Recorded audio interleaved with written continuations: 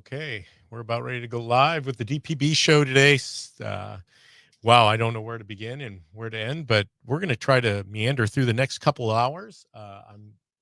Kevin's having me look up at the camera. I got you. There you go. Thank you. I'm on camera now, but we've got a lot to cover today, and I'm going to try to piece through this. I mean, we're talking about JB. We're going to talk about what is a woman. We're going to talk about how can a corrupt system actually bring itself to justice. We're going to have David Shostokis with us for the second part of the show, but I think we're about ready to bump into the live radio portion. But if you can catch us always during the breaks here on Facebook Live, Twitter, YouTube, and Rumble.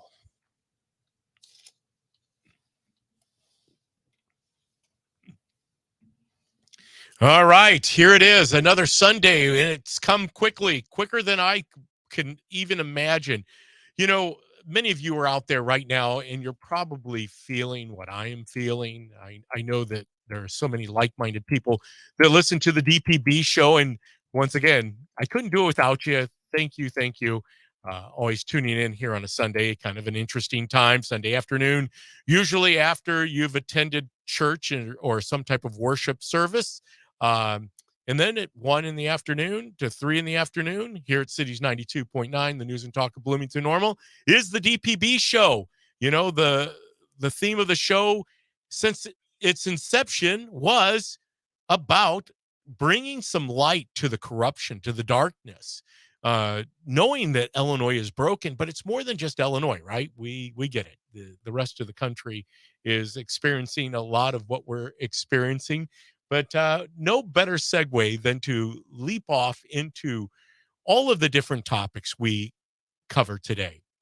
We've got JB Pritzker, the governor of Illinois, out there continuing to mask what his true intent is for our state, for our nation, through his I just invite you to go to his Facebook page. You can see it there. I'm going to cover a little bit about that. But JB touts that he's balanced the budget 5 times in our state, that we are so far ahead of where we were 5 years ago when he took office. There's multiple credit upgrades, even though we're still tied in the bottom with New Jersey for one of the least fiscally responsible states in the nation. We're not gaining any ground.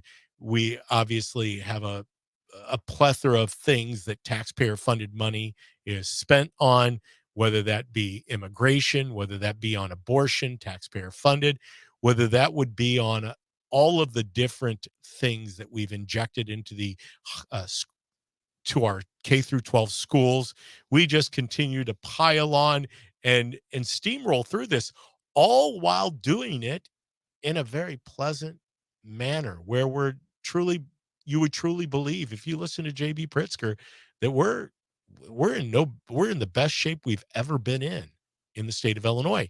It's also like Joe Biden, same thing. And we're going to get into a little bit about Joe Biden, but mostly what we're going to talk about today in the first hour of the show, I should say, is what is a woman, and the the first anniversary of the release of the documentary done by Matt Walsh, What is a Woman? And now it's been amped up a little bit because of the current climate, the cultural climate, which I believe the release of this documentary last year, and now resurfacing again this year, and with the scuttlebutt through Twitter and somewhat of the censorship that went on behind not holding this documentary back. Matt Walsh made it available to everyone to view for free. I just took advantage of doing that myself. I know Kevin Ferris across the way was the first one that I heard bring this documentary up last year, and he did a show on it. And it took me a whole year, Kevin, to watch the documentary because I didn't know what to expect, but it didn't seem as such urgency at the time that it does now for such a time as this. Obviously, Matt Walsh, better mind than I am. Obviously, he writes books. He's got a bigger audience than not that that's what I intend to have any day, is an audience as big as Matt Walsh. It would be nice, but he is ahead of the curve on this thing. And what you had said last year, that we've got to watch this movie because it covers it all. I guess I had different expectations of what he was going to do in the context of that documentary. And that documentary truly was very enlightening and sticking right on message with where we've come in 1 year. Absolutely, honestly, and I said this last year after I watched it. I watched it like the night it came out. I was so excited for this because I think that the entire idea of the transgender movement and the attack on truth that is the transgender ideology needs to be at the forefront of a significant part of our conversation. For it's multifaceted in the idea that you have the LGBTQ pride movement, right? And there's a lot of people in that are your lesbians, gays, bisexuals that don't identify with the whole idea of trans. And Matt Walsh boils down the entire ideology into a simple question in which he goes around and asks people that are claimed to be experts in their fields and in gender affirming care and within sociological studies and universities. And he asks all of them simply, define what a woman is. What is a woman? And it seems so simple. I mean, it seems so simple, but the mental gymnastics that these people play to try to make sure that they're fitting their narrative and their cushy lie that they've been living in is insane to watch. And then he finally brings on real experts to, and the thing I love about it is because he's so coy the whole time too. Yeah. He's just he approaches everything with a demeanor of curiosity. And I think that's probably the best part of it. He doesn't go into any conversation expecting to hate on anybody, lambast anybody, attack anybody personally. He goes in just, what is a woman? And then they're like, well, a woman is what you identify as. Well, what is that? What are you identifying as then? And he just follows up and he asks questions out of curiosity.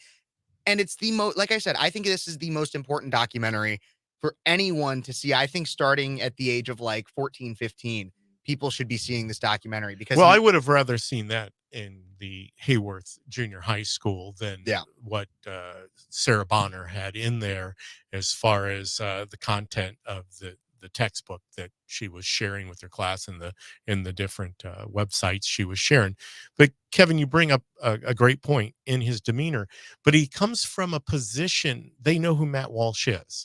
Well, everyone who sat in front of him knew who Matt Walsh was. I'm not sure about that. Well, I mean, do you think even because he had that one senator, I think it was a senator, right?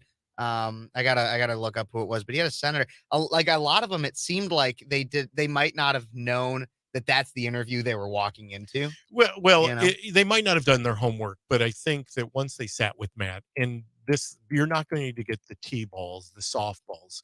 They are accustomed to the mainstream way of life where everything about them is edified, right? Is affirmed. In fact, affirmation is a big part of the questioning and the back and forth. They talk about that. Jordan Peterson's on it. The one thing you mentioned, though, and I want to make sure our audience understands, is you've got to go out and view this thing. That's what I was trying to get to the point. I can't believe that I waited a full year because I am better. Not that I necessarily wanted to hear and see what I viewed and listened to on this documentary, but I'm better for it because it does get great insights. Like when you said, when you have a surgeon, someone who is out there as a medical doctor performing more of these surgeries on young people, and not just adults, but young people, and Matt Walsh questions this surgeon who happens to be a trans woman who then corrects Matt Walsh and says, no, I am a woman that has experienced the trans life or something. I might not be getting that accurate. You need to go view it. But Matt asked this particular surgeon, someone who has a trans, how do you say it, trans ability or trans, not disability, but ability. It's basically someone who views themselves as being without one arm or one like leg. a trans amputee. It's like a trans amputee, however you say that. Yeah. And he asked the question, And the surgeon says, well, I don't see how those are two related. In fact, off the, out of medical, not using medical terminology, that person's cuckoo. Mm-hmm. Now, that surgeon just stated that someone who sees themselves as having maybe one less limb, or maybe a part of a limb removed, is cuckoo, but someone who is wanting to get rid of their male or female genitalia is not cuckoo. Yeah, I think that's probably one of the funniest parts of the entire movie is when you really can't see how those two are related. How wanting to remove your arm or Yeah. your leg is not in any way related to wanting to remove your sexual organs. Like it just shows you, and like I said, the mental gymnastics that goes into defending the transgender ideology. It, Hence the word defending. yep. That's every one of those interviews, you could tell they were defensive. Hmm.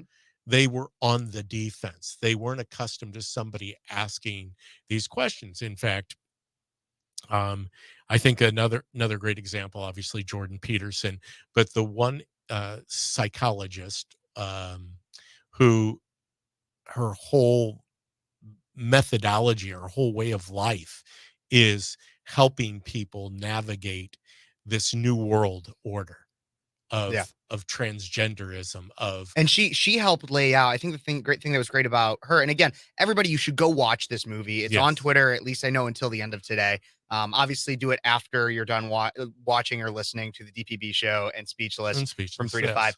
yes, But she lays out the historical context of where the transgender ideology came from. John Money yes, and others that did perverse studies with twins. Do you remember that yes, story? oh, There's twins that, yes. one was born as like intersex or something, or like with presenting kind of differently. And so he was like, well, we're just going to make one of them a boy and one of them a girl and raise them the same. One of them goes on to commit suicide.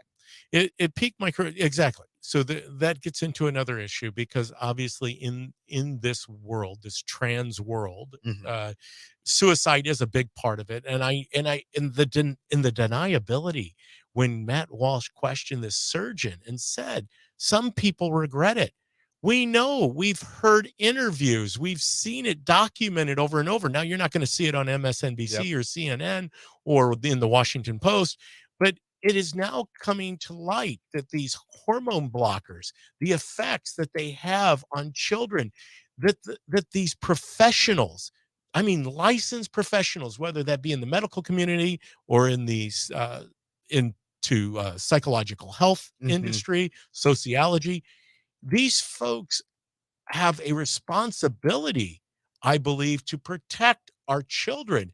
And they are openly stating, like this one particular interviewee Hmm. said, that this happens at birth, that sometimes it's as young as months old that children start understanding gender fluidity, and the differences of gender.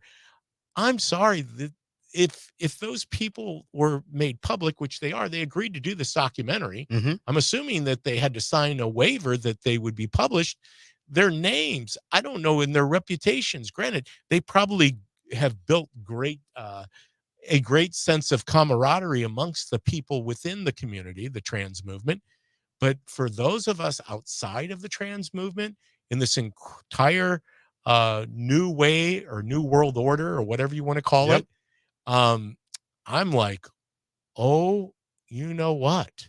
Absolutely. Well, and I gotta, and when you were talking about how people regret it, how some people come out of the trans trance, I guess, The trance, yeah, and they regret it. And I actually pulled up a clip here. It's about a minute long, and so I wanted to play this. It's good, from the documentary. And perfect. this is Scott Nugent, who is the person. This is probably one of the most um like emotional portions of the documentary in which he outlines his transition and his detransition and how it actually has physically affected and mentally affected his life. And So now our audience will hear this, and those that are joining us on YouTube, Rumble, Facebook, and Twitter will be able to see see this. it. So Yep. you might want to just jump over real quick. Yep. Here is that. For the first time in history, a I'm sorry. marginalized I think my site was muted. I'm just fixing that real quick. Here we go. We're still working this out. Yeah. For the first time in history, a marginalized group has a huge dollar sign on the top of their head. We have 5 children's hospitals in the United States promoting that. Scars on his arm. Mm. That's a phalloplasty. That's a bottom surgery.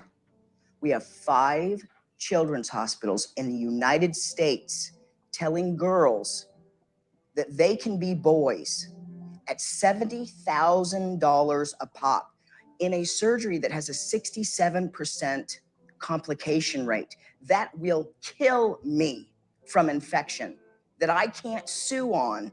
We're butchering a generation of children because nobody's willing to talk about anything. I have 3 kids. At the age that they're doing this to kids, I'm not transphobic. I love my kids, and I love other people's kids, and you should too. This is wrong on so many levels. That being a clip from What is a Woman?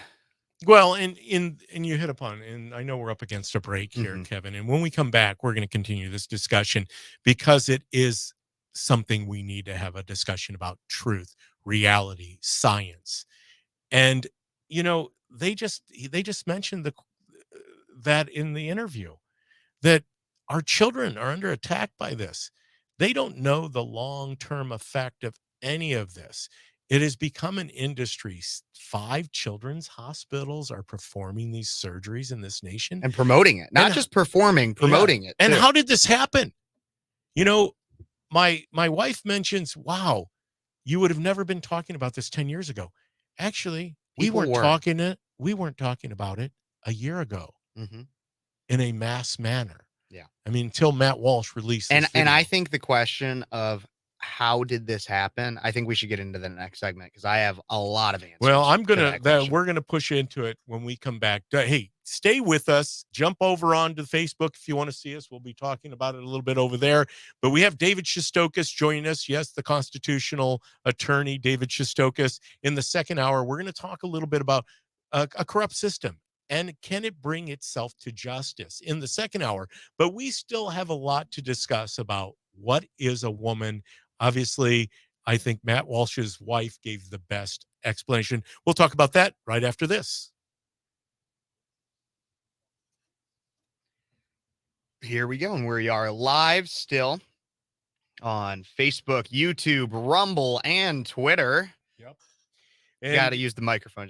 I know, and I started moving away from it because you got me over here in the corner. Now with our new studio set up, the camera's right there. I'm looking at it. My mic's right here. Then my notes are down here. I still have to look at my notes, Kevin. Yeah, well, we do have a comment that I got to point out because hold on. Paul Garcia Productions says great camera. And thank you, Paul, because it's because of you that we've been able to upgrade so much. So thank you, Paul Garcia Productions, for that. I like the one from David Paul Blumenshine show. Oh, yeah. Don't forget to like, subscribe, and share. Thank you, Paul. We always appreciate Paul Garcia. Well, here, for those of you that are joining us on Facebook Live, Rumble, Twitter, and YouTube, a big part of this show today is going to be about what is a woman, at least this first hour. And then we're going to get into the corruption and JB and debt and all of this other things that is constantly masked. Everything is an illusion. It's the grand illusion. I mean, I think it was Kansas or Styx or one of them sang that song. Welcome to the grand illusion. Because that, I believe that we're living in a time where there is so much deception. And the people deceiving us, they appear normal. Yeah. They sound normal. They use normal statements, except when you really do a little deep dive like Matt Walsh did in What is a Woman. You find out we complicate things. This is something that was said this morning. Pastor Timothy James Furl at Tabernacle. You could hear him on the Victorious Life just before the DPB show. We complicate things that God did not intend to be complicated. And really, that's what this is about, Kevin. The justification and the rationalization from these people who have gone through medical school, through 4-year degrees, probably graduate school, and to listen to their explanation on how they justify what isn't true. Yeah. The ultimate, I think, sexual over sexualization and transsexualization of our children. And then you never hear this really talked about unless you hear a Riley Gaines, You're about to come back to, by the way. is the fact that they're taking opportunities away from women. Hey, we're coming back live real quick here. All right. Well, we hope that you participate in our sponsors. We want you to interact with them. They're awesome. They keep our content going here on Cities 92.9, the news and talk of Bloomington Normal. We can't do it without our sponsors. We can't do it without you. Please support those that sponsor us here at Cities 92.9. If you joined us over on the Facebook side of things, or YouTube, Twitter, or Rumble, you would have heard us talking about this particular statement that I got this morning in church from Timothy James Farrell, who you can join on the Victorious Life just a half hour before the DPB show here on Sundays. But we complicate things that God did not intend to be complicated. And, you know, you have people, and if you have an opportunity and you haven't watched What is a Woman, you need to go out to Twitter and watch a free running of it. It's about 95 minutes. Actually, it will fly by, especially if you're working around the house doing yard work or inside doing some housework. Put an earbud in, listen to it. And I'll do that, of course, after the DPB show and after Speechless from 3 to 5. But do it tonight. I want you to be able to hear this.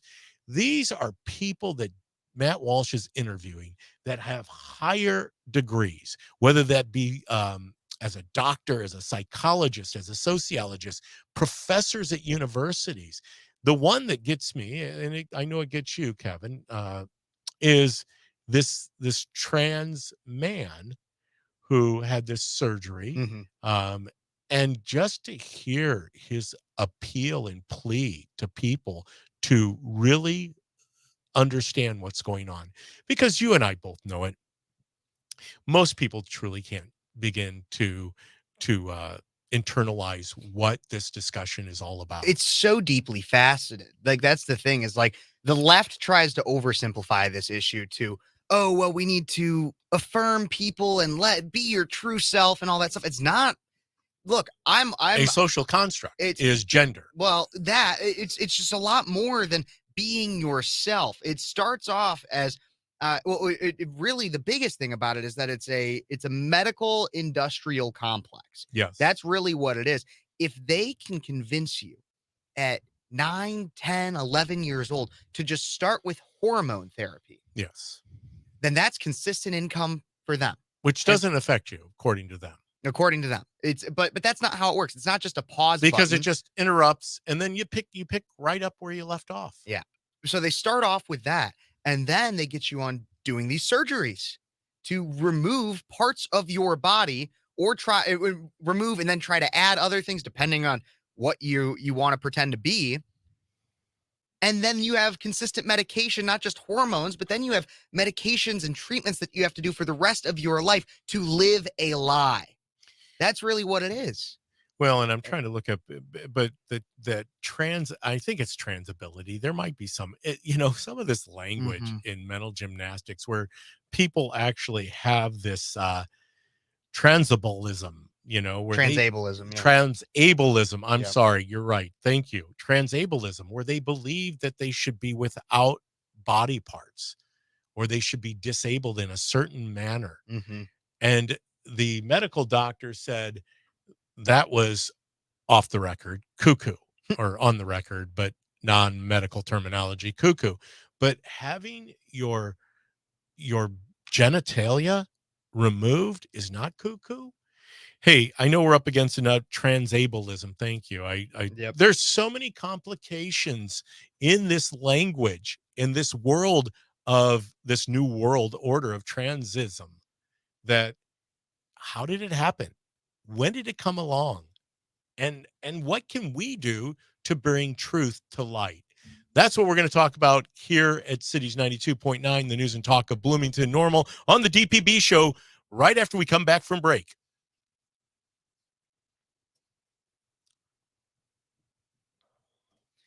Okie dokie. Still live on Facebook. Transableism. Yep. So as I was saying during the last break, and thank you again for being part of the live version of the DPB show, transableism. And I know that this is tough. It's easy to go out in society and make claims that, people should be able to do whatever they feel that they should do. Well, that's not what our country stands for. It's not do whatever you please, do whatever you want to do. Oh, come on in here, Kat. We're only on Facebook Live. Hello. We're not online. You got to walk over here. Yeah, I saw you guys were on break. Why is that not picking you up? There. I can Okay. remove myself. There we go. Now you can get in a little bit. Kat, come back in. There you go. Hello, Facebook It's Live. the cat in the cradle and the silver spoon. Yeah. Little Boy Blue and the Man in the Moon. You never play that one, Kat. But getting back, Kat, we're just talking about transableism. Well, I'm getting a texter here. I know who that is. She's going to do a lot of. Yes, I'm going to get to this point. But transableism, the removal of any body part, or an arm, a leg, or wanting to be, have a disability of some form, and that is deemed to be mentally unstable. However, wanting to remove body parts that came the way God created you, that is not cuckoo. I'm trying to bridge this gap of how it is we got here. And that's what we're going to talk about when we come back live on the radio is how did we get here? Because this just didn't happen when Matt Walsh put forth this documentary last year. It started a while back. Mm-hmm. I mean, trans people have been with us for a while, Kevin. We all agree on that, right? Yes, people for a long time have had gender dysphoria. Yes. Yeah. And so gender dysphoria is what it was deemed in the diagnostic statistical manual that psychologists use to diagnose people who are suffering from mental illness. Yep. So for the longest time, gender dysphoria was considered mental illness. Mm-hmm. When and how did we just suddenly decide that it is no longer mental illness? That's the discussion I think we should have, and how that impacts people's lives, because obviously there is a definite difference between um, the normal population and the trans population. Mm-hmm. Yes, that's what you heard me say it, because I don't believe the trans community is a normal community. It's an abnormal community, and maybe that doesn't mean they're not human. I mean, it doesn't mean they're not people of worth and dignity. Absolutely. It just means that it's not normal. And yet people who are trans tend to commit suicide at a higher rate than other groups of people. And that's something that I think should be concerning. And once again, I get it. At the end of the day, a lot of it is, like Dan Bongino says, follow the money. It looks like we're back. No, are we back on? Nope. No. We still got probably another 2-ish minutes. We're at the half-hour break. I'm obstructed. I'm obstructed by the little aardvark or whatever that Oh, gotcha. that stuffed animal is that props up the arm of one of our microphones here in studio. But hey, appreciate all of you joining us. Continue to share, tell people about the Cities 92, everybody's show, whether it's the DPB show, whether it's Kevin Ferris and Speechless, Ty Smith, Cancel This, Kat Peterson with the Morning Buzz, or with the Conservative Cat, and then all of our syndicated people. They obviously have their own way about doing things, but see, Kevin's taking care of. Isn't that what that is? Is it a possum? A possum? Maybe, I don't know. Anteater? Throw it over here for a second. Here it is. Oh, that's a little possum. That's what that is. That's this little guy right here holding up the mic stand. See, we're high tech around here. It actually slowed the mic arm from releasing too much. So there you have it. Now I can see the screen and I can see when we're coming back on air. But um, definitely be a part of the show. Chat room is open. I know that it is a summer. Now we've arrived at summer, which tends to be people are more fluid in their movements around. They've got pools are open. Uh, cookouts are happening. It's weekend time. It's planting, it's gardening, it's mowing. But take us with you wherever you go. You can do that by streaming us. You can get the app. You can go to cities929.com, download any of the content that we put forward. Kev, 10 obviously, seconds. sitting right there is giving me the 10-second warning. So here we go. We're going back live.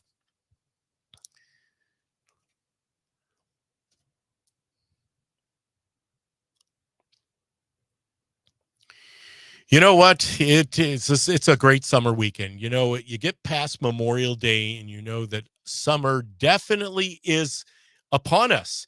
And the weather is reflecting that, right? The heat has come. As the song goes, the heat is on, Kevin. And it is. In Central Illinois, today is a little bit more mild than it was yesterday and the day before. I don't think it's going to get up into the 90s, but the best part about it is you can turn us on in your garage while you're doing your chores around the garage, whether it's mowing, get an earbud, put us in your ear. If you've got your handheld device, by all means, you can always watch us on Twitter, Rumble, YouTube, and Facebook. This is what we're going to do. We're advancing because at Cities 92.9, we realize that we are one of the few sources in Illinois that is willing to stand up, that is willing to go out on to the third rail, right? This is stuff that most people won't talk about. That's what Matt Walsh's documentary is about. What is a woman? Mhm. It's the third rail stuff because most people are unwilling to talk about it, to deal with it, and to find out how in the world did we get here? Because 10 years ago, 20 years ago, we know that this was something that was deemed to be abnormal, mental illness, right, Kevin? That's the way it was looked at. Gender dysphoria. I always heard about it. I didn't give too much attention to it. Once again, I believe that everyone is a person of worth and dignity and should be respected as a person of worth. I saw a t-shirt that said, "I am human." And I thought, wow, it wasn't like I was at the Miller Park Zoo and that was being worn by the sea otter or something that I am human. No, yes, I can say you are a human. So we can at least start there. That's the one is a human. However, when we try to normalize what was once deemed an abnormal behavior or mental illness and gender dysphoria, through a series of political moves, because once again, and I'm sorry to tell you this, and those of you who are sympathetic or might be a part of the trans community, um, little shocking news: you're being used, you're being manipulated. They don't care about you. Here at Cities 92.9, the news and talk of Bloomington, we care about you. We want you to understand what your options are, what they're not telling you, what they probably will never tell you.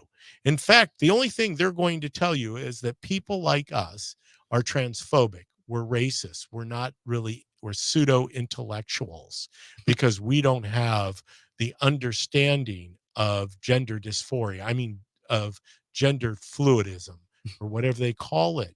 I just want to be clear. I never claimed to be an intellectual either. So I can't be a pseudo intellectual if I never claimed to be. This is true. I like that, and I can barely meander myself around the studio here at Cities 92.9. I just happen to be a person, a human. I don't need the shirt to tell me that. Mhm. I am a human that's concerned about truth, about reality.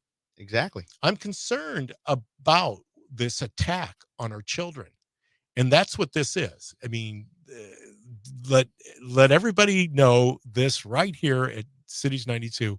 We get it. That's why we put forth the news of covering Sarah Bonner down in Hayworth. We Mhm. broke that story once again. Why? We see this happening. We saw it in our school systems. What the content of the books that they're willing to share with children. People under 18 are deemed by law to be children. Mhm. Now, we understand that there has been a movement, especially even here in the state of Illinois, to classify people as low as the age of 12 as non-children, where they don't require parental consent for procedures such as the ones that are brought up with genital mutilation, but also with abortion, that someone as young as would not need the consent of their parents to have a medical procedure. Mhm. This is where we gotten into this slippery slope. Kevin, I know that you've got something to say about the advent of this trans community and trans world, or what did you call it? Trans. Trans that we're Yeah. in. Well, the thing is, so the way I see it is, it's kind of an evolution of what I deem is just the need for attention seeking from adolescence. I mean, around like your late middle school, early high school age. When I was in school, a lot like the big kind of dangerous fad. Like that's the thing, is there's a lot of dangerous fads, and you can trace it back through multiple generations of just things that people would do to seek attention. And like back in like the 60s and 70s, it was like sexual exploration and stuff. And now that seems tame compared to some other things. My generation, suicide was kind of the fad to seek attention. You would threaten suicide. I knew I had several friends that did kill themselves, and it's awful, and it's something that should be taken seriously. It's mental illness, absolutely. But that's what it seems like it is evolved into now, is that's what really the trans movement is you have a lot of people that are lost in that adolescent age. You're lost and you feel like everything is out to get you. It's the age old trope of mom, dad, you don't understand me. And so they're seeking a community to feel like they belong, and people that will accept them, Well, because and they might not necessarily be the jock, the star, the yeah. one that all the attention is focused on. And when you have a society that says, and you have a group of people that says, well, none of your issues are actually your fault. Like everything is actually everyone else's fault, and it takes away all the blame. Yeah. That's what the trans community has been able to do for so many young people. And it brings them into this cult of blamelessness and attention seeking.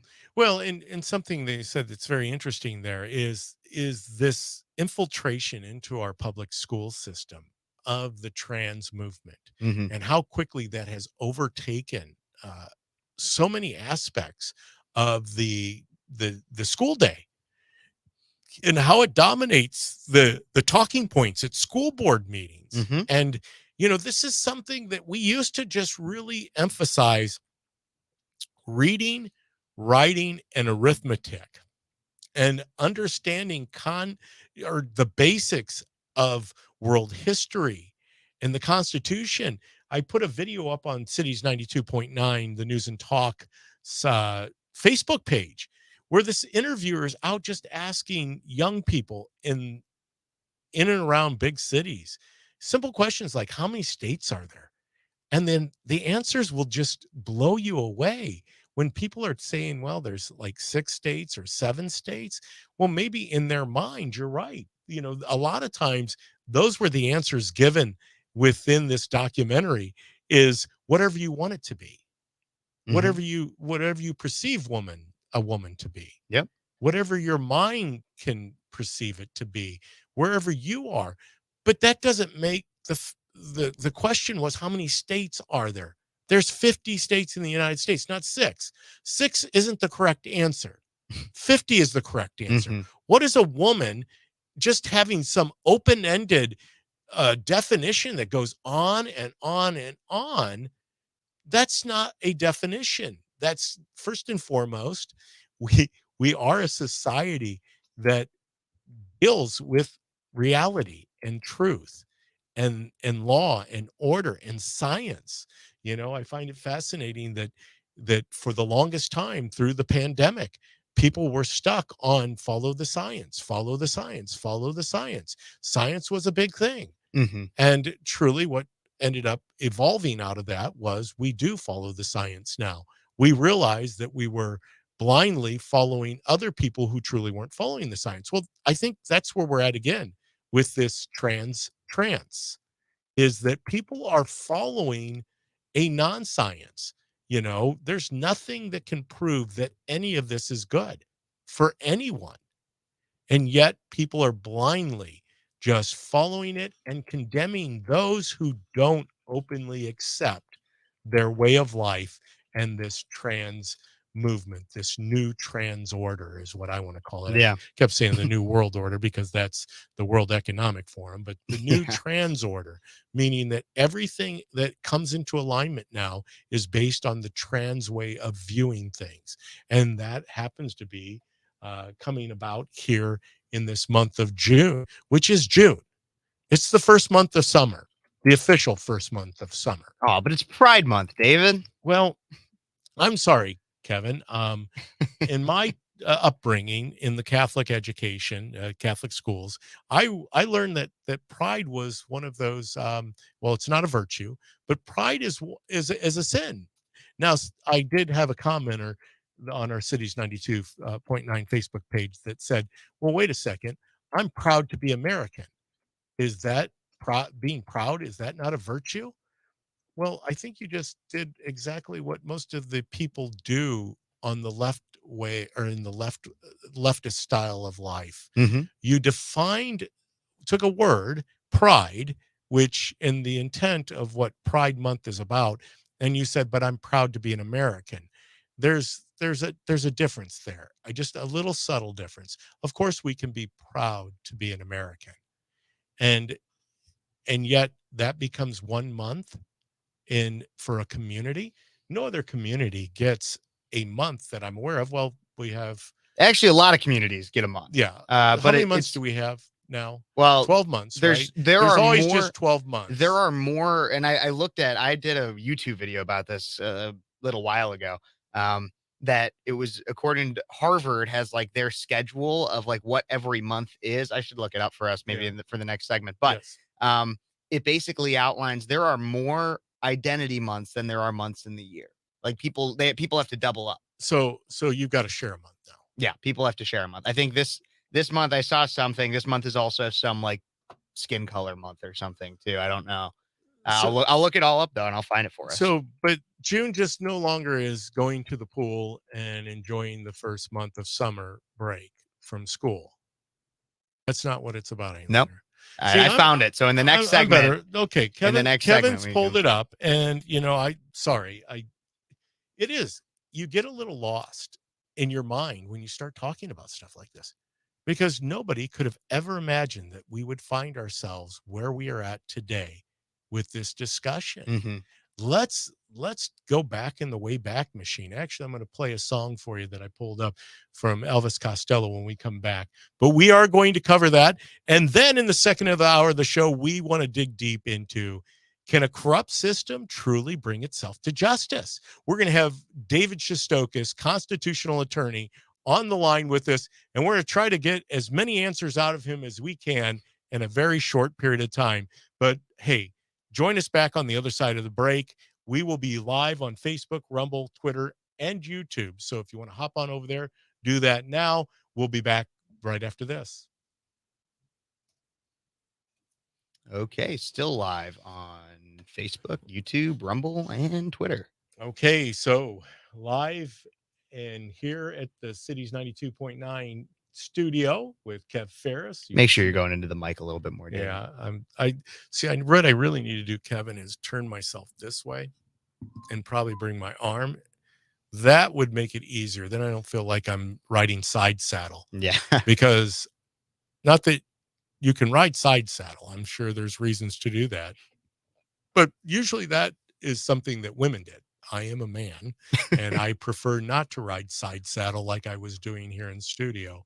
But thank you once again for joining us. Definitely go out and subscribe to all the venues that we have, or venues, I call them venues, platforms, whether that be YouTube, Twitter, Facebook. Comment, definitely. Commenting, chat room is open. The text line is open, 309-451-9299. Look at that. How'd that happen so quickly? Because I have it all prepared. Oh, you have it programmed in. Mm-hmm. Look at Kevin go. Kevin is all over this new technology stuff, and I so appreciate it. We have really raised our level of how we do things here at Cities 92.9, and obviously the person responsible for that happens to be sitting right over there. Oh, right over there. I guess if I'm doing it in the screen, I got to point. You got to point the opposite way. In the opposite direction, and then move my finger. Oh, wow. There you go. Okay. That guy over there. So I think we could honestly just do a live stream, David, of just like you learning this technology. I think that'd be very entertaining. It's fascinating because it is. It's and that's part of this show. I mean, this is why I think we're just so mind boggled because of the difference in ages, between Kevin, Kat, myself, and Ty. We hit a couple different generations there. And it's perplexing to somebody like me. I'm going to be 60 years of age this September 5th. And so I went through the 60s, the 70s, the 80s, the 90s, and into the year 2000, and went through the Twin Towers hitting the ground. I was telling somebody this the other day, live stream. Oh, there we go. Reading comment from my wife. Oh, it's always good to see my wife with my progressive bifocals so far away. I'm supposed to be looking at the camera, my dear. So there you go. I can see it. But to think of the things that I've seen live as they've taken place, a lot of them I haven't wanted to see. Mm-hmm. I still haven't watched the video of George Floyd. Have you, Kevin? Yeah, I've watched. I kind of, I'll be honest, like I watched like a minute or two and then I kind of skipped through it just to see what was happening. But I don't watch. I was telling somebody 10 one seconds. of the last videos I watched was Joe Theismann getting his leg broken by Lawrence Taylor. Gross. Yeah. There you go. We're going to go back live here. 92.9. There we go. Mark Levin bringing us into the DPB show here at Cities 92.9, the news and talk of Bloomington Normal on Sundays from 1 to 3. I know that this show probably seems very disjointed, and it is, and it's intentional because we're talking about a subject that is mind-boggling. It truly feels like we're living in an alternate reality.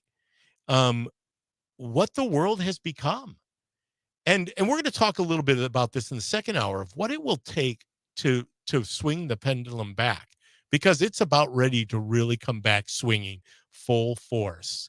And Kevin, before we went to break, we had some months that are designated now for different groups, because it's just not one thing to celebrate us as 4th of July Americans, Memorial Day, the fallen heroes, but now we have months designated for different groups. Yes. So for instance, Kevin, we've got 12 months. How many groups do we have given? Well, months? So not every month necessarily is for a specific identity group, but there are some months that because nobody wants January, right? Exactly. Nobody has January. But so here is, you can't have parades in January. Well, you can, but I mean, it's a little. I'll bring it up on the screen and I'll read it for everybody on the radio.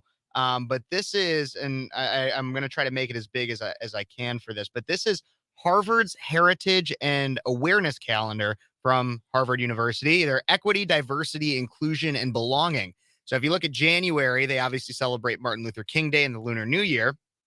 February is Black History Month, as well as a few other days. March is Women's History Month. April is Sexual Assault Awareness Month, as well as that's shared with Arab American Heritage Month. And also within that month is Holocaust Remembrance Day.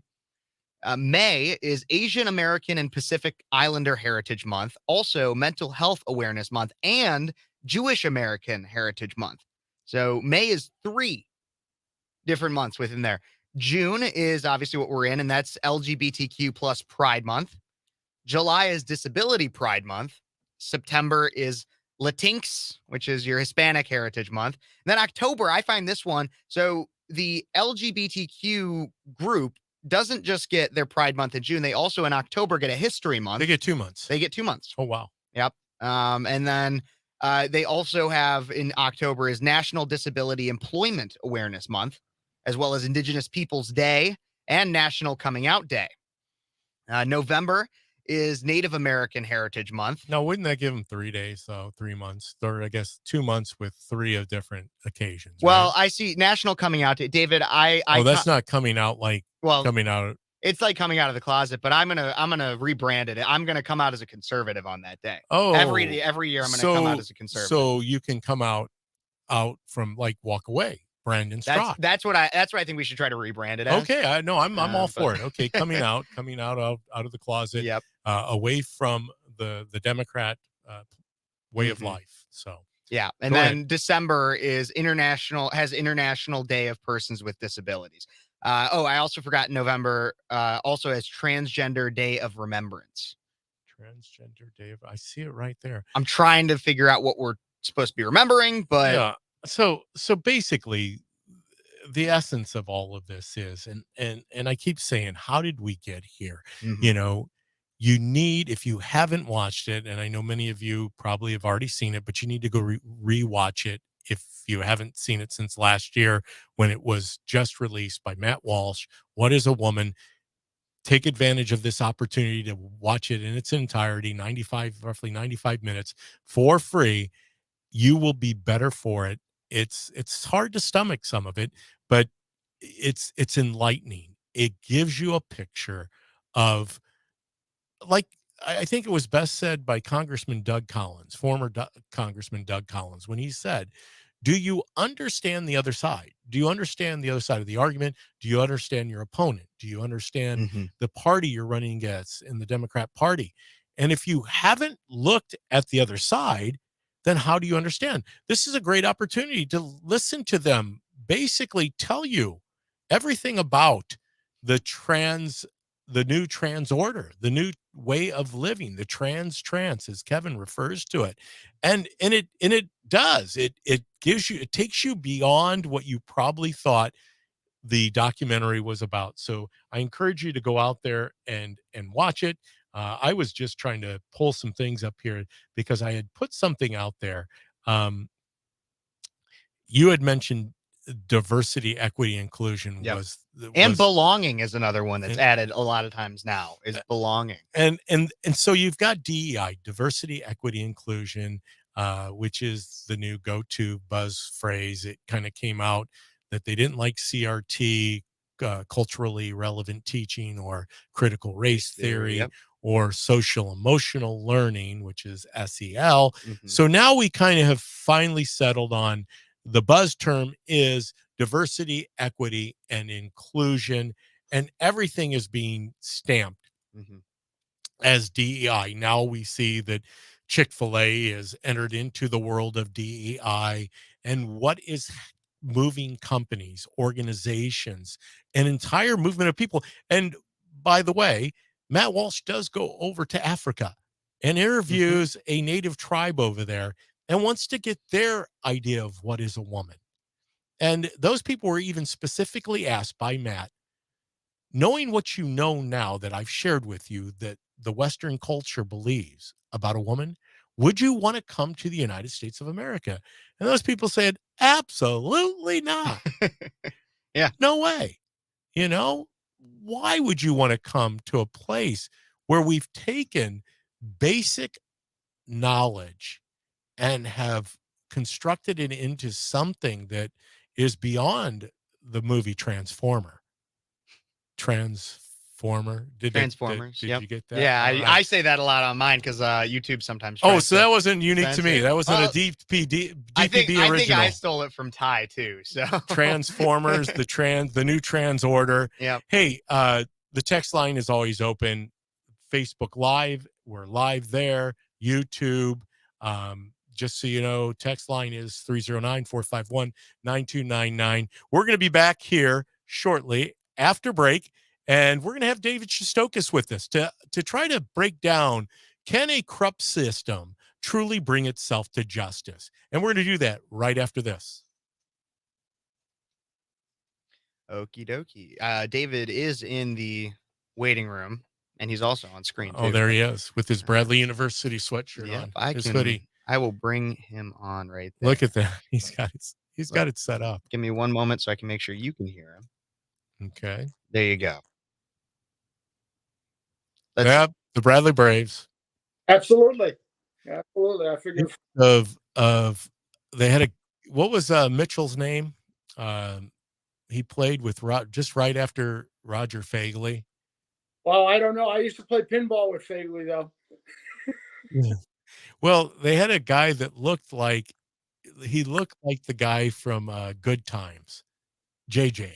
Okay. And he played on the Bradley Braves, and he was a spidery kind of looking guy because he wasn't, in stature, he was tall, but he wasn't very muscular, but he could dunk the ball like there was no tomorrow. And watching him at Robertson Memorial Fieldhouse was a joy. I'm going to have to go back and look up his name because I think it was around the time of Roger Fagley.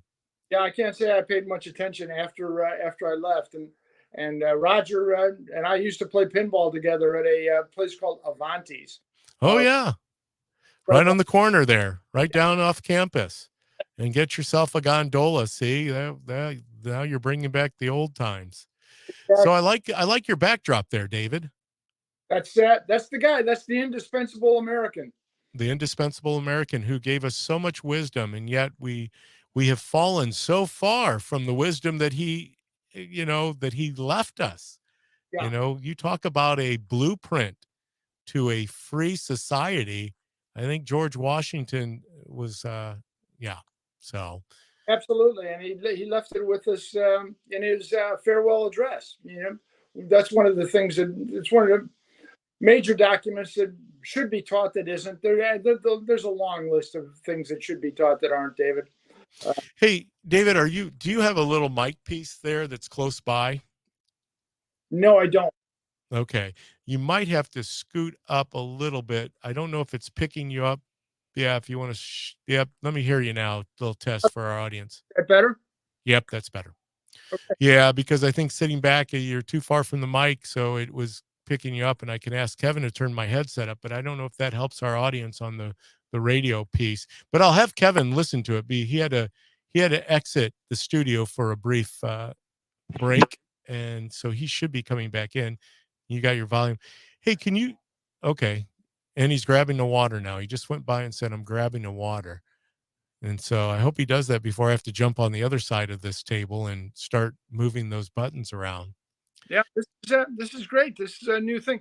I was having trouble with my computer, so I'm using my telephone is what's going on here. Oh, so it's your telephone. So it's your telephone. Could you check his volume levels to see if we're picking up on him well enough, or if he needs to move a little closer to his phone? Can you just do a little bit of a check for me there, David? 1, 2, 3. George Washington, constitutional soundbites. Dave Shostokis. Wow, he's coming through there now. You go. Yeah, now you sound a lot better. You turned your up in my ear, so now I can definitely hear you. I was like, wow, it's a little faint. So try sitting back and see if we can still pick you up where you were at before. Okay. Oh, yep. Keep talking a little bit more. Okay, keep talking a little bit more. 1, 2, 3, 4, 5, 6, 7, 8, 9, 10. Yeah, it picks you up pretty good. Yeah, it's picking up. It's much better. So whether you want to sit forward or sit back is up to you. Obviously, we're doing this on Rumble, YouTube, Twitter, and Facebook. So yeah, Kevin across the way there with his show Speechless went to management and said, we're one of the only conservative news sources bringing our side of the ledger public. We need to be able to broaden our footprint, and so we're doing that right now.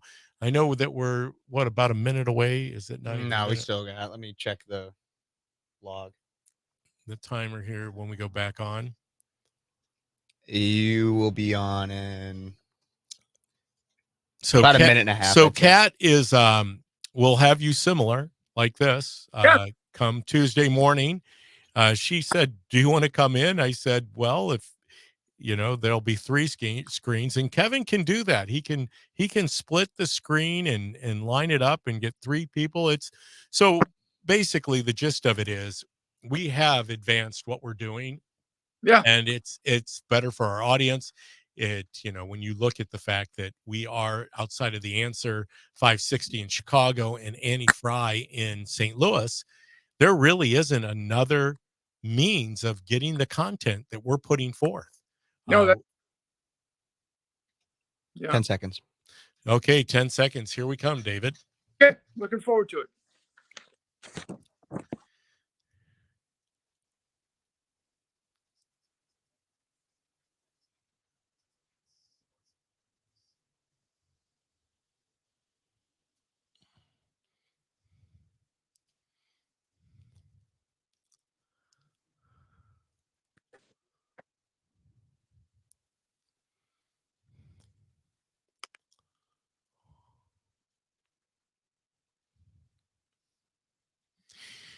Yes, it is. It is the DPB Show here on Sundays from 1 to 3 at Cities 92.9, the news and talk of Bloomington Normal. Once again, it is summer. Summer is upon us. We just came out of the Memorial Day weekend last week, last Sunday, Monday. And here we are. We're into summer, and I know that many of us find ourselves meandering throughout the central Illinois area. I hope you're having an opportunity to get out there, enjoy some of the weather. It did cool off a little bit today over yesterday. I think we're expecting to be up in somewhere in the mid 80s, which is some relief from the heat that we had yesterday. And also just taking time to enjoy your family, your friends. That's what summer's about. Get out to a pool, have a cookout, and take us along with you, because you can do that by streaming us at cities929.com. There is an app out there. We also are live on Facebook, Rumble, Twitter, and YouTube. And as promised, when we went to break, we were going to shift gears. I know it's easy to sit back and be confused by the new trans world that we live in. And as Kevin said, the trans, and there's so much scuttlebutt. I still encourage you, definitely get out there, take an opportunity to view Matt Walsh's What is a Woman? I, at first, was skeptical. I said, oh, this is going to be a rant and rave by Matt Walsh on why it is that we should do something different than where we're going. But really, what it was is him interviewing people that don't necessarily see things through the lens of Matt Walsh. And it's very informative because he's interviewing experts in the field of the trans community. And it's fascinating, their perspective and how they see the world. And to also note that none of them could truly answer the question, what is a woman, without defining it as a woman does woman things, which really isn't a definition. It's kind of like saying racism is when people do racist stuff. Well, okay, we get that, but hey, we're not going to belabor that any longer. We're going to put that in the Wayback Machine and get it out of here, because I want to address just so many legal issues that are going on right now. And especially when you look at the system that we're in, it appears my show is deemed, exposing corruption, right? And we tend towards corruption as being the way of business here in Illinois. We see that year after year after year. We not only at the state level but the federal level, and corruption. We are in a corrupt system. And can a corrupt system truly bring itself to justice? And that's why I've got our next guest. You know him. He's a frequent contributor here. You hear him on Constitutional Soundbites, hence the whole banner behind him. If you're joining us on the Facebook Live, if you're joining us on air, you can't see that he has this nice banner of George Washington with headphones on that talk about Constitutional Soundbites. That is former lieutenant governor candidate, attorney. He's been on the front lines fighting election integrity, and that is our friend David Shistokis. David, thanks for joining us here at Cities 92.9 on the DPB Show. Thanks so much, David. It's great to be with you. It's great to be part of your new technology. I don't know exactly how long you've been doing this where you've got video as well as audio. I've always enjoyed. I've been in the studio with you before, and it's great to see you guys moving along and broadening the opportunities for folks to participate and really enjoy the kind of content that you and Cities 92.9 have available for them. Well, even if it was a year, David, I still wouldn't be up to speed yet, but it's only been a few weeks that we've been doing it. So it's going to take me some time. That's exciting. You mentioned George Washington behind me. Actually, he's on the cover of one of my books. This is a cover of one of the books, but that book actually is the Spanish edition. It's Cápsulas Informativas Constitucionales, the book in Spanish in the entire world that explains the founding documents of the United States of America. It's crazy. We have 30 million, 35 million people, actual citizens, who are more comfortable in Spanish than in English, because it's one thing to be able to be bilingual, but it's another thing to get important concepts like life, liberty, and the pursuit of happiness, la vida, la libertad y búsqueda de felicidad, to understand that in your native language, in the language you understand the best, and so myself and Dr. Arias, who is a Cuban immigrant herself, got a PhD in languages, taught school up here in Joliet Junior College. We worked for several years to make available to the Spanish-speaking community an explanation in their language, the language that they don't have English. I may You're cutting out a little bit, just so you know. Hold on. Yeah. Hold on for a sec. You're cutting out just a little bit, David. My granddaughter just sent me a text, and the text that came in interrupted. Granddaughter, no interrupting grandpa in studio with, well, he's not in studio, but yeah. Okay, I'm sorry. So David, how long has the Spanish edition been out? About 4 or 5 years now.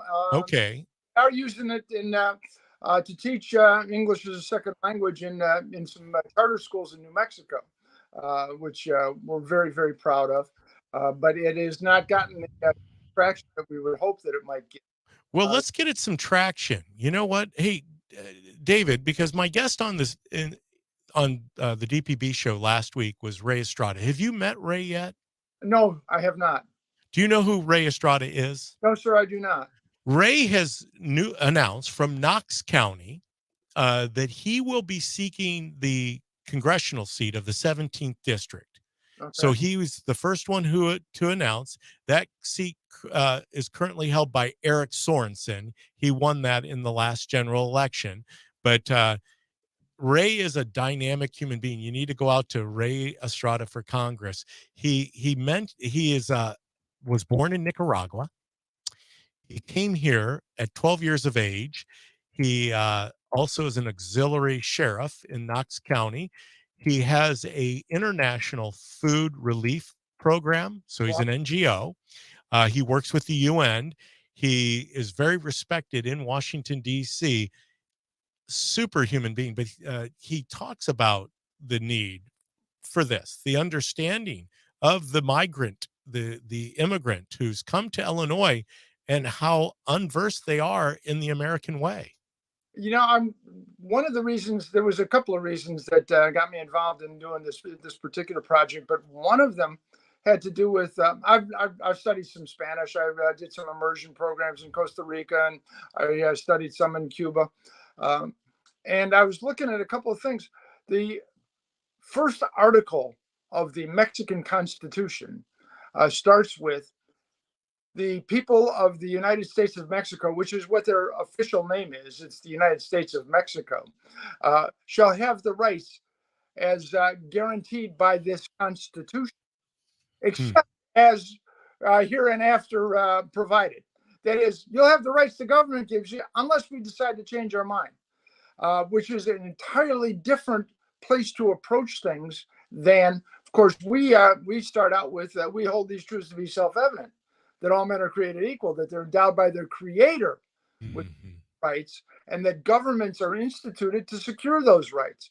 That's a completely turned around place from which to approach government. And that's one of the reasons I thought it was so important to make this available in Spanish to explain to folks the difference. Folks don't understand when we have these people come from other countries. They do come from a different mind. There's a different mindset, or they've been taught something different, and so it's incumbent upon us to let them know that no, this is what being an American is about. This is the beliefs that Americans hold, and generally speaking, it's well received. Deriving their just powers from the consent of the governed. If you're just joining us here at Cities 92.9, the news and talk of Bloomington Normal, I have David Shestokas on the line. He is a constitutional attorney. He has been involved in many battles within not only the land of Lincoln, but abroad in Pennsylvania, Arizona, dealing with election integrity issues. David, you kind of stopped there as the consent of the governed.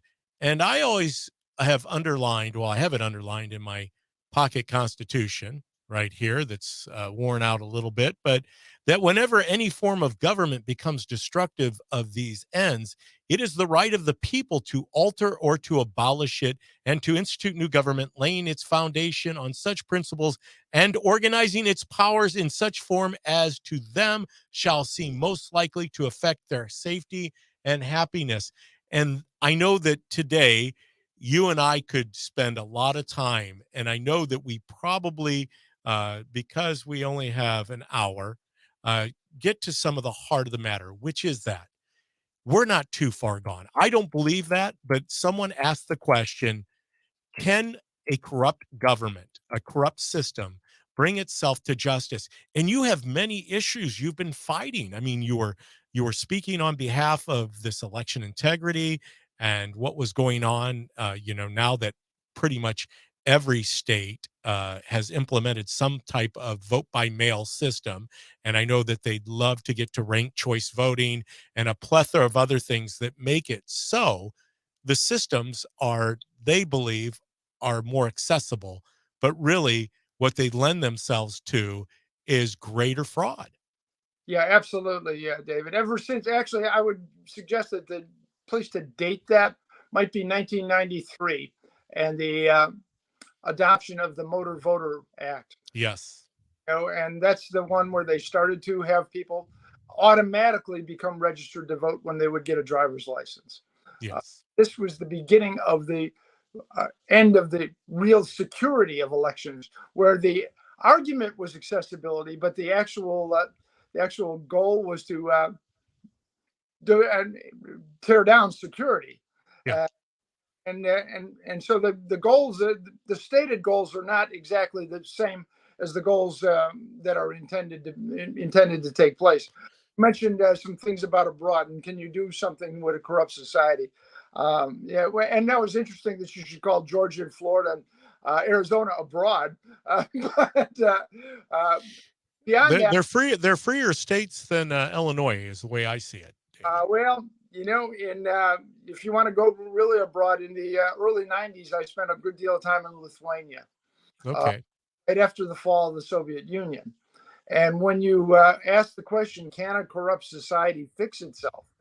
I would suggest pointing to the Soviet Union and the 70 years, and Lithuania in particular, that they fought 4 generations. It took them to get back to a free society after Russian occupation, German occupation, Russian occupation over all those years. And I was blessed to be among 100 lawyers from around the world to help them put together their new constitution and institute the rule of law. So they did kick out what was then one of the 2 world's great superpowers. The Soviet Union was kicked out of all these other countries, the Latvias, the Estonias.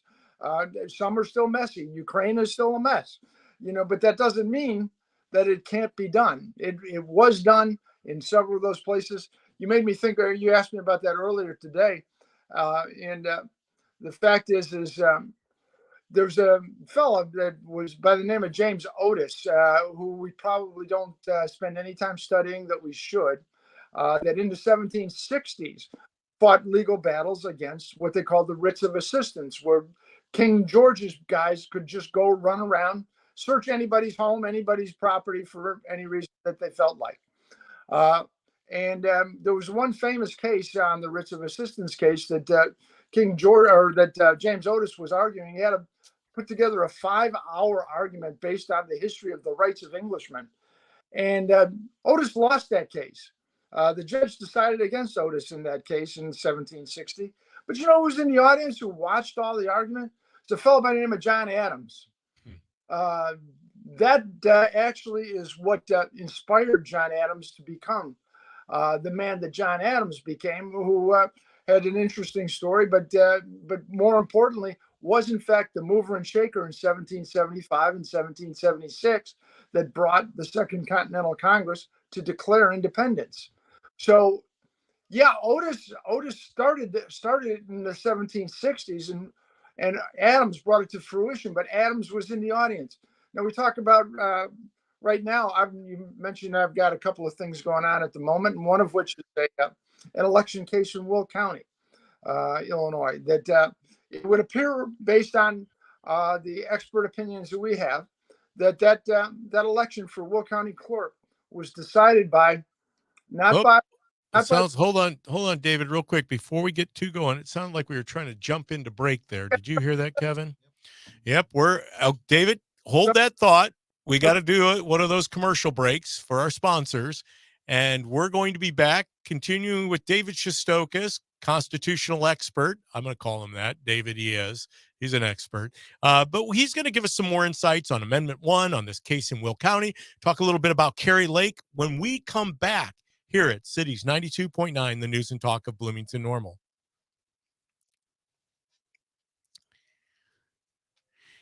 So the nice thing is, David, is we just continue on for 2 hours. We might not be on the radio side of it, but we are on the Facebook Live and Twitter. So pick up where you were at, and then we can recount some of that with our audience. Sure. We're still on the radio side. Okay.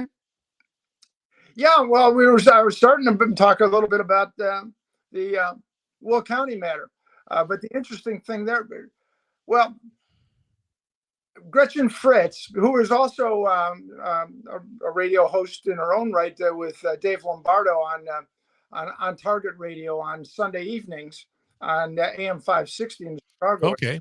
Yep. She was the Republican candidate for Will County clerk. Okay. Yeah. I remember that. And a couple of days after the election, Gretchen and some of the folks that are helping her out called me up, and they said, "Dave, this is kind of strange. As we're looking precinct by precinct, Lawrence Staley Ferry, the incumbent Will County clerk and Gretchen's opponent in the election, was getting more votes in every precinct than J.B. Pritzker." Now, it's not impossible, but it's rather curious. You know, it's kind of strange, because certainly the clerk's office is about 3/4 of the way down the ballot.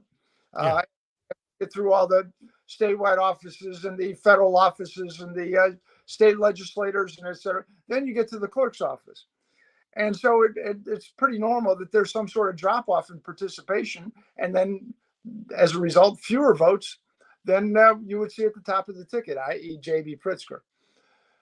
And I said, yeah, that's very strange. And so based on other things that I've been doing, and I did stuff in Pennsylvania and Georgia, and I did some consulting for the Arizona House on some of these activities. Hold on for a quick second. It looks like, are we about ready to come back live? About 40 seconds. Let's hold that thought, because I want to get into the Will County matter, and we're going to jump back on air, and I'm going to do a lead into it, and then we can kind of pick up where you left off. Fair enough. But once again, to say hello to all our Central Illinois folks. That's right. The Bradley Braves in Redbird Country, Illinois State University. There he is, David Shestokas, promoting the Bradley Braves. But that's all right. Peoria is close enough to our listening audience. A lot of friends are over there listening, streaming us, watching us on Facebook. I know that some are in the Tremont area, Tazewell County. So here we go. We're going back live.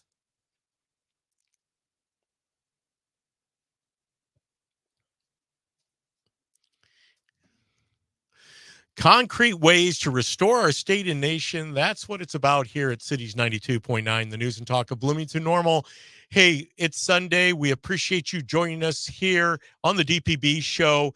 If you were with us before break, we do have not only on Facebook Live, Rumble, Twitter, and YouTube, but on the radio. And you can always still dial the text line at 309-451-9299, 309-451-9299. David Shostokis, who ran for lieutenant governor, has been a frequent contributor here, or lieutenant governor, state's attorney. I think I said lieutenant governor before. I'm sorry, David. I didn't mean to put you into a race for lieutenant governor, state's attorney. Oh, Stephanie Trussell there. Yeah, and I that was Stephanie Trussell, and now I'm saying even state's attorney, and that's Attorney General office, the Attorney General's office. I get so confused between district attorney, state's attorney, U.S. attorney. It gets it's a little disconcerting at times, but we live in a litigious society, David. What's that? We live in a litigious society. We do live in a litigious That's why we got society. all these That's why attorneys. we've got too many ways of defining what it is for someone who's going to go into a courtroom and represent you. But David's been doing that often, many times. Currently, he finds himself in a case in Will County with a race that took place there. I know that he's got a Second Amendment case going on. He has been fighting on behalf of you and me and the rest of Illinoisans in this Amendment 1 case. So one case at a time, because we still are going to try to keep David here through the rest of the DPB show, because there are so many things he needs to bring us up to speed on. But this Will County case, and you started kind of defining a little bit of what was happening there before we went to break. Happening, as I mentioned, and I'm not sure when we were on the air and off the air, so I just pick up wherever you want. Well, Gretchen Fritz was the Republican candidate, and Gretchen and her folks called me a couple of days after, probably about November 10th or 11th last year, a few days after the election, said, "Dave, this is just really odd. The opponent, Lawrence Staley Ferry, the Democrat who is also the incumbent Will County clerk, who, by the way, just as an aside, is in charge of running the election, was getting more votes in a precinct by precinct basis than J.B. Pritzker." Oh, wow. Okay. And I said, Gretchen, I said, that's very strange. It's very odd. It's not impossible, but it's curious. And you mentioned at the beginning that I've been involved in things in Georgia and Pennsylvania and Arizona. As a result, there's some specialists in election matters that I've come into contact with that have become acquaintances, friends. And so one of whom is a fellow by the name of Ed Solomon. Ed is, I would describe him as a data savant. Data savant. Yep. We sent all the official certified Will County returns out to Edward. Edward called me back a few days later and said, "Dave, this is kind of curious. If you know the early vote and the mail-in ballots for Ms. Staley Ferry, and you divide Gretchen's election day vote into them, you can determine, say, in this particular precinct, in the first precinct, you can determine what the rest of the 6 variables are." There's 6 variables because you have election day vote, you have early vote, and you have mail-in ballots times 2 candidates. There's 6 variables that go into making up the ultimate election numbers. And he said, you shouldn't be able to predict those. You shouldn't be able to know the rest of the variables when you only know half of them. And he said, that's curious, but it's not impossible in one precinct. He said, but once I discovered that in this one precinct, he said, then I tried that same formula, and as it turns out, it happened in the second precinct. And I tried it again, it happened in the third. And as it turns out, all 310 precincts within that election comport to this formulation. Oh, wow. Hey, David, the music started playing again, and I know our audience is sitting on the edge of their seat because we want to hear where that case is at right now, because obviously you have mathematically this algorithm that shows, can this truly be? Hey, we're going to find out exactly how things are going up in Will County, on Amendment 1 and in the Second Amendment case that David has. When we come back here at Cities 92.9, the news and talk of Bloomington Normal.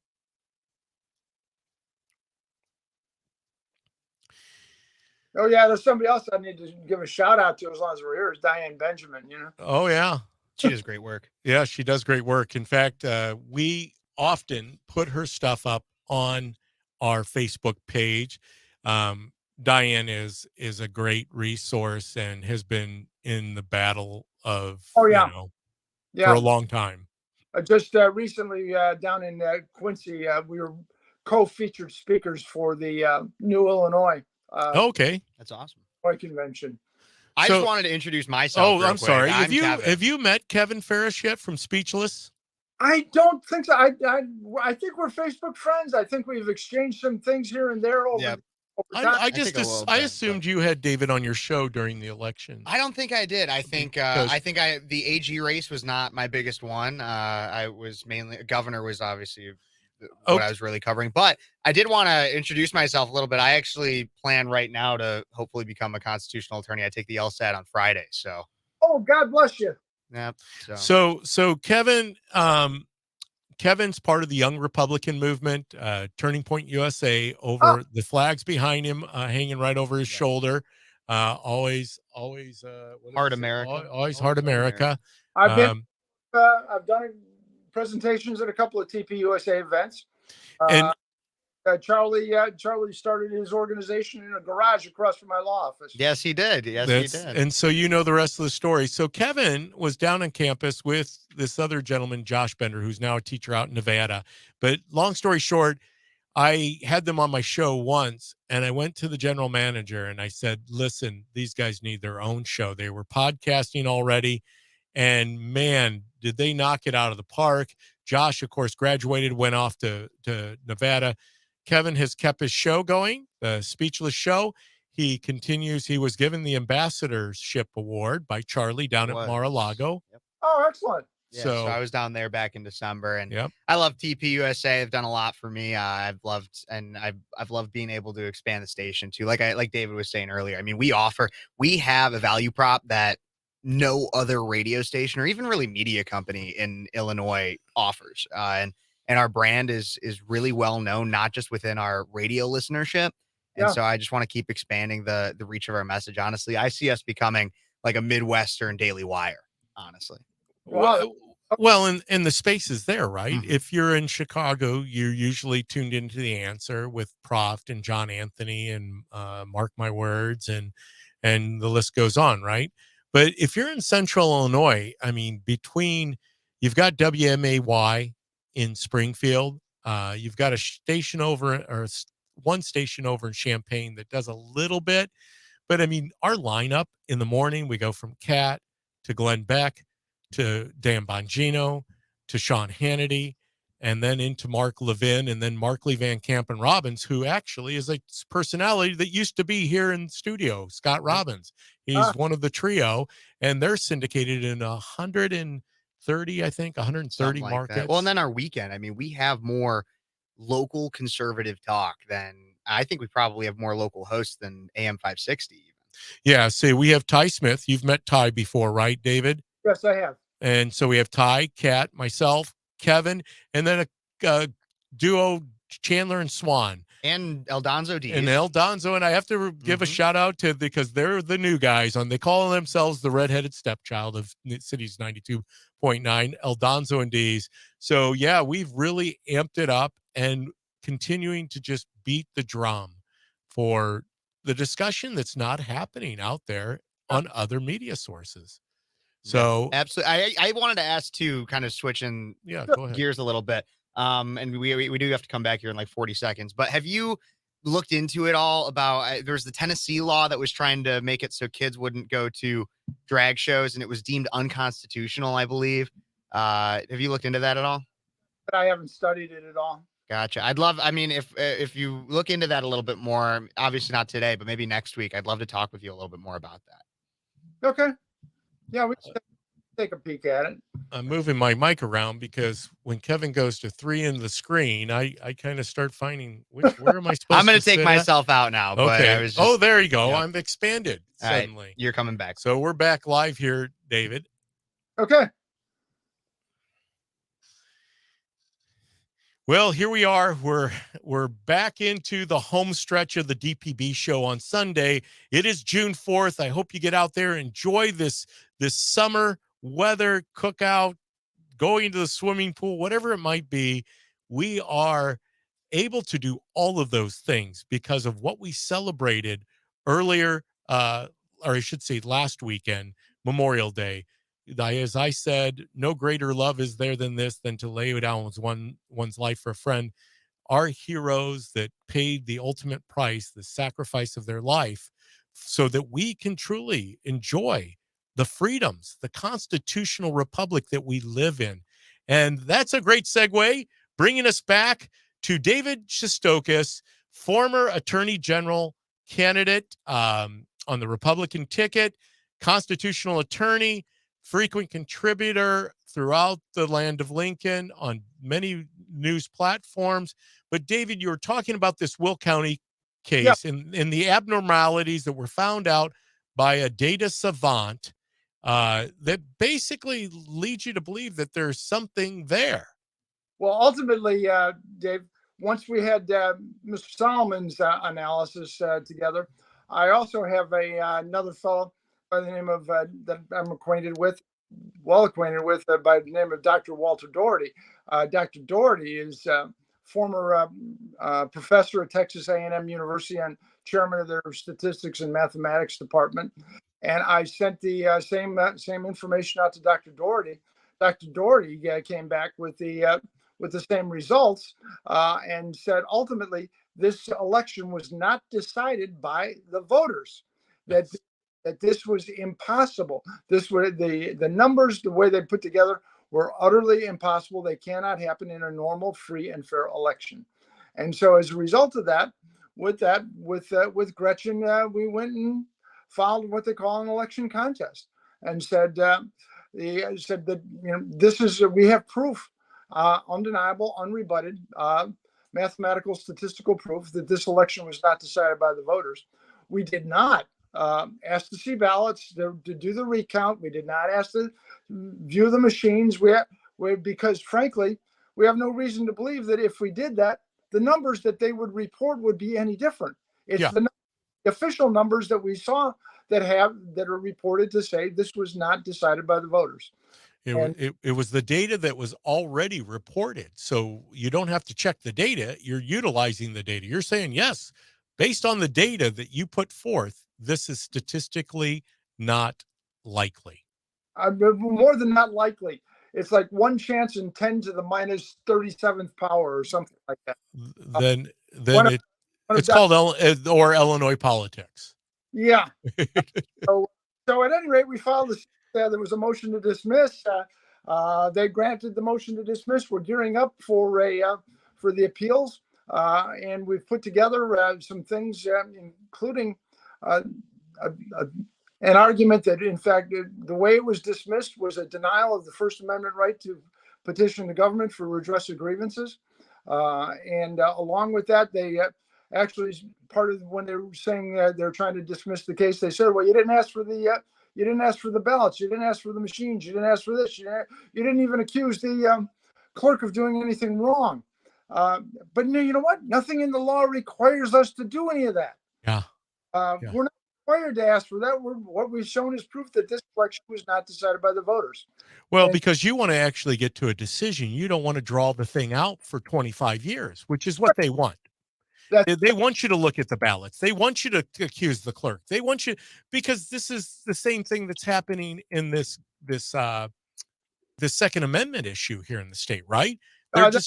They're running interference on every level, whether it's be on the federal level or on the state level, in order to try to run this thing out for I don't know how many years. Yeah, no, that's part of what they don't want to do is they don't want Mr. Solomon or Dr. Doherty in a courtroom. No, that's right. The best thing in the world they want is to have these guys in a courtroom because they don't have anybody whatsoever that can rebut the numbers. Yep. The numbers are solid. The numbers are the numbers, and the numbers say that this electoral outcome is impossible. And so they don't want these guys in a courtroom. They're doing everything they can to keep them out of court, including threatening me and Gretchen with $40,000 in sanctions and fees. Well, and isn't that kind of what prompted this legislation where now if you're going to contest any constitutional issue in the state of Illinois, then you have to do that either in Sangamon County or Cook County? Is that Well, what I was hearing? brings us to our other case, of course, which is up in Lake County, where we're contesting Amendment 1 that was supposedly ratified by the people of Illinois last November as well. And just for our audience, if you're just joining us here at Cities 92.9, the news and talk of Bloomington Normal, I'm David Paul Blumenschein. This is the DPB Show. On the line with me and online via Facebook Live and Twitter and YouTube and Rumble is David Shostokis, constitutional attorney, former candidate for Attorney General, a wealth of knowledge, does constitutional sound bites. But David, Amendment 1, for our audience, you probably know it as the workers' rights because you saw those light blue signs all throughout the landscape prior to the election. This is the bill that basically made it so that private or public unions basically were given the fourth branch of government. That's in essence what Amendment 1 does. It gives kind of public unions because, and while they called it workers' rights, it was really just about public unions. It had nothing to do with private unions. Yes. Those are all governed by federal law, and the supremacy clause of the Constitution says, whatever the state does, it gets trumped by federal law. But that's not the case for public sector unions, for employees of state and local government. And so this was all about giving the state and local unions more authority, more power within the government. But regardless of the substance, Dave, here's the problem. They were saying they put this to the people, to the voters of Illinois, whether or not we should amend our Constitution. It is which had to pass by 60%. Is that correct? Basically, that's 60%. There's a strange rule. It's either 60% of the or 50 or 1% or 59 or whatever it is. Possible vote. It's a crazy system, but neither here nor there. What the problem was is they didn't have the actual text of the amendment, of the proposed amendment on the ballot any place in the state. Any place. Nowhere. Not that we could find. We actually, the folks that are involved with this, actually, you said, can a corrupt system correct itself? These are 5 citizens that brought this. Okay. And I was working with them to bring it. Now I'm officially filing an appearance in the case. And but the actual text, the actual language that's going into the Illinois Constitution was not on the ballot. So how can they say the voters of the people, the voters of the state of Illinois ratified a new amendment to the Constitution if it wasn't on the ballot? All that was on the ballot was the explanation of what this amendment was supposed to do.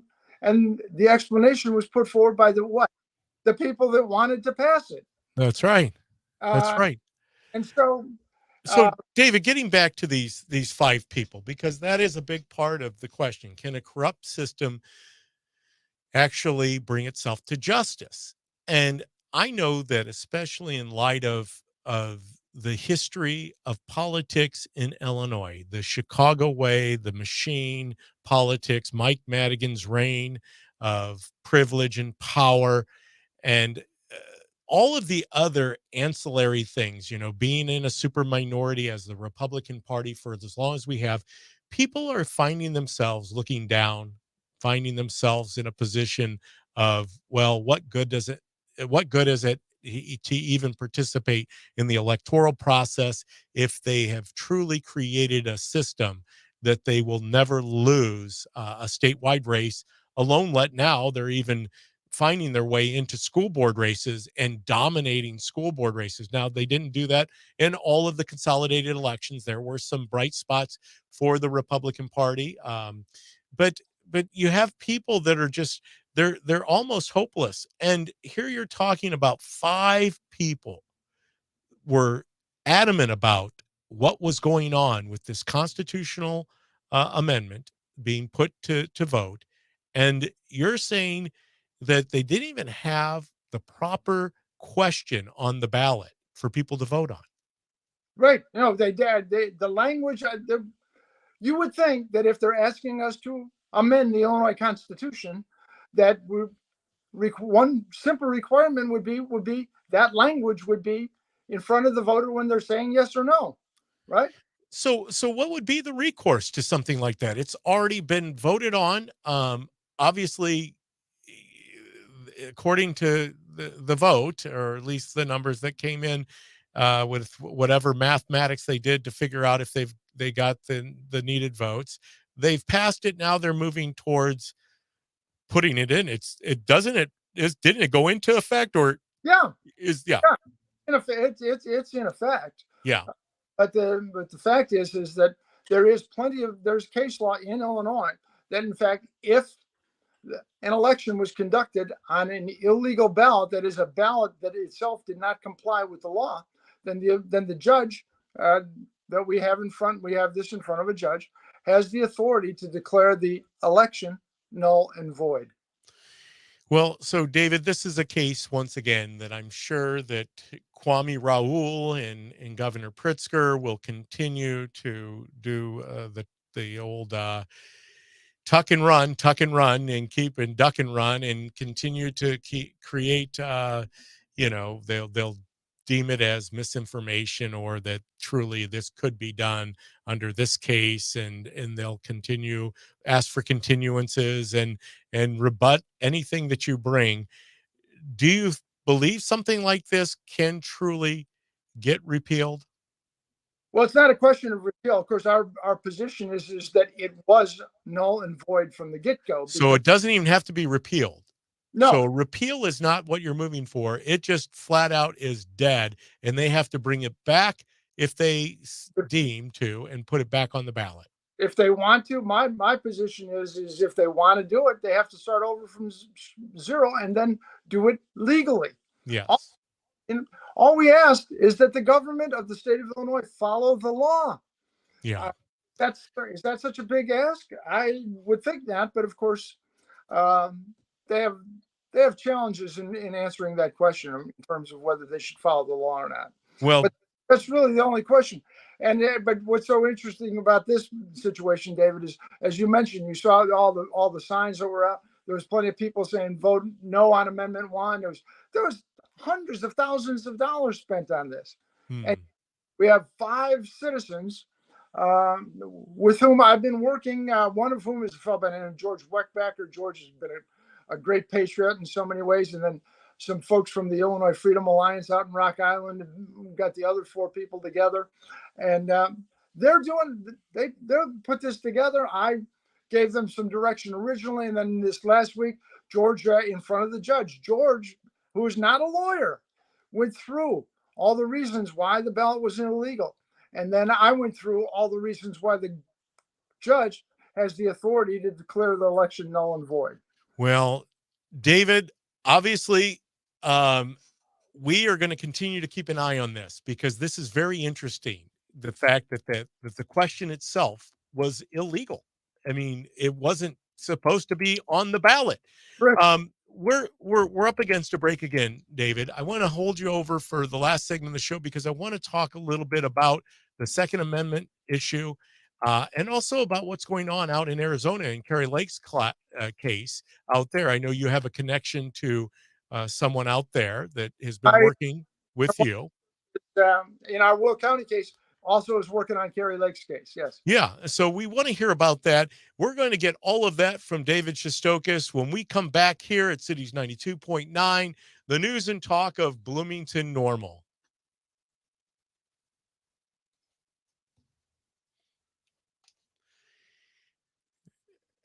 You know what? Well, you'll continue to be able to talk at length with Kat on Tuesday about this. And it said, you just had mentioned, where else will you be appearing, David, during the week? Well, on Wednesday, I'll be on Chosen Generation Radio with Pastor Greg Young. On Thursday, Thursday, the Illinois Family Institute spotlight with Monty Larrick. I'm going to be doing with So you're them. going to be doing that with Monty. We're running an ad campaign right now for IFI, and they're sending us their breaking news, or their legislative update weekly. But they do great work in terms of keeping an eye on everything that's going on. I was with Monty and Dave Smith just a couple of days ago, and this Thursday we're putting together a podcast with them. I had David Curtin on my radio program, maybe a month or two ago. I know he's working out of Springfield on the different legislation. But David, shout out to you, because when you ran for Attorney General, you were given the endorsement by Illinois Family Action, Illinois Family Institute. That's correct. I was, yeah. That's a pretty major endorsement, especially with the different programs they run. I know right now they're running this program with the public school exit program, but also I think it's called Good Soil, Good Seed. Yeah. Ann Hurst is putting that together, and Ann Hurst is working with IFA and IFI on that. They're one of the bright spots in the entire state. Well, and that's the thing. No different than the your clients that you're representing on this Amendment 1 issue. I mean, there are people that are not letting up on this thing. They're, granted, I told you earlier, it seems like we pumped the brakes a little bit coming out of the consolidated, because that consolidated election came so close to the general election, and we weren't prepared. I mean, the only thing I'm talking about right now when it comes to candidates, I ask them, are you willing to gather ballots? And if you're not willing to talk to inactive voters and low propensity, low information voters, then you're better off probably sitting at home and helping another candidate, or one that will, because that's where the race is being won. I mean, JB went out and gathered about 600,000 ballots. As you said, in your Will County case, that didn't even pertain to that, because something happened there. And Right. hopefully you will prove that over time based on data. But, if we're not willing to do that, how are we going to win elections? I think we're ready to come back on, right, Kev?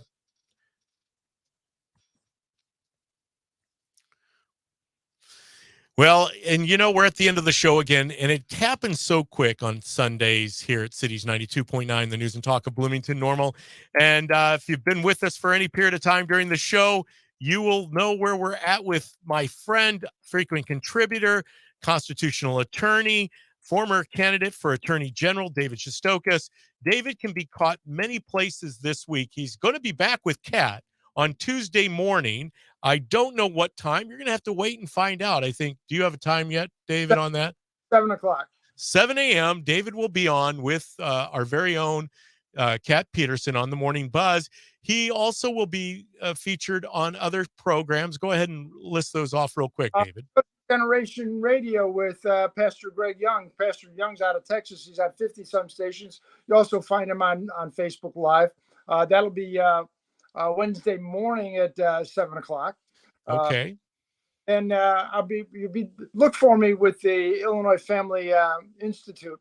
We're putting together a podcast with Monty Larrick and Dave Smith this coming Thursday. We're recording that when they put it up. So keep an eye out for that. It's always a great discussion with them. And we know Illinois Family Action, Illinois Family Institute very well here at Cities 92. They're one of our sponsors that we frequently have their legislative updates. David, before we obviously end the show here, which we have to, I'd love to do another hour's worth, because I know we could probably fill that and would extend some of these topics a little bit. But you have the Second Amendment issue that's before not only the federal Supreme Court, but you have the state Supreme Court hearing out these cases. What do you make of it? What do you see happening? And then I want to also ask you about the Arizona case with Kerry Lake. The Second Amendment cases here in Illinois, I'm not personally involved, except to the extent that I've had some discussion with my good friend Dan Calkins, who is the prime plaintiff in the case coming up before the Illinois Supreme Court. And there's good reason to believe that even if the Illinois Supremes do not hold this assault, what they call assault weapons bans, they're really good at the language, Yeah. A workers' rights assault weapons ban. Yeah.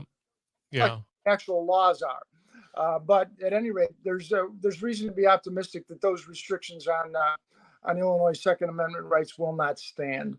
Yeah.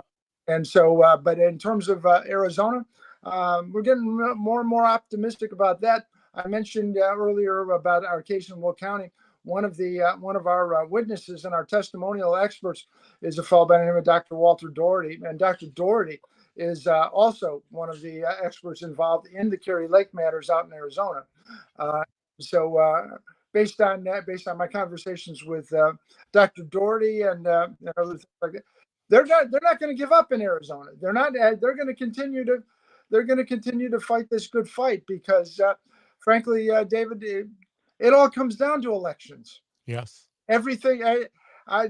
We are so right on so many issues, and there's things. Just as a simple windup, there is no majority of the people in the state of Illinois that possibly could want an automatic increase in their gasoline tax every 1st of July. No way. And that's upon us. And we're here at July 1st again, within a couple months away, and it's going to recheck itself and increase again. And they never have to go back to the General Assembly. What does that tell you about our supposed representatives? Yeah. No, nobody would openly vote for that. And you're right, David. It is absolute craziness. However, well, that's just an example of how it is that these people don't care about elections, David, which tells you how insecure elections themselves are.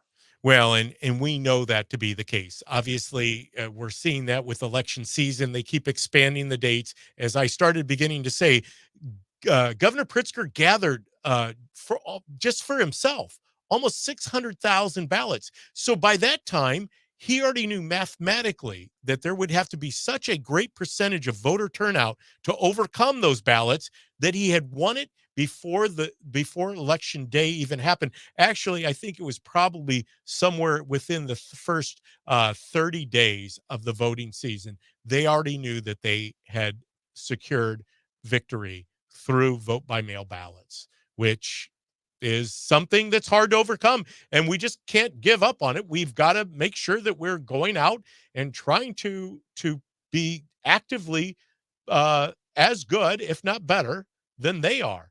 And it's going to take time. Well, there's reason to compete on that level, but the fact is the question still arises: where did those 600,000 ballots come from, Dave? Well, and that's what we have to get to. We have to get to a point where we can slow the process down enough to calculate. So we have to make elections at least closer. I mean, when they have a super majorities in the House and in the Senate, they have all of the statewide offices controlled. You know what they do? They can dictate exactly where they want to go, and all we have is appeals or lawsuits where we try to bring them in front of a court where we do get favorable rulings at time until it gets kicked on and appealed. And then, of course, the process continues in perpetuity until the cows come home. But hey, David, I know we're up against the end of the show. We always appreciate you joining us, my friend, here at Cities 92.9, the news and talk of Bloomington Normal. Don't forget, David will be here on Tuesday morning with Kat at 7 o'clock. David, real quick, just give the call out where they can get a copy of your book or copies of your books. Constitutional Soundbites is one. Creating the Declaration of Independence is the other. They're both available on Amazon, both in hard copy and in Kindle. Well, thank you once again, David. And don't forget, up next is my friend Kevin across the way. I guess it's across the way that way.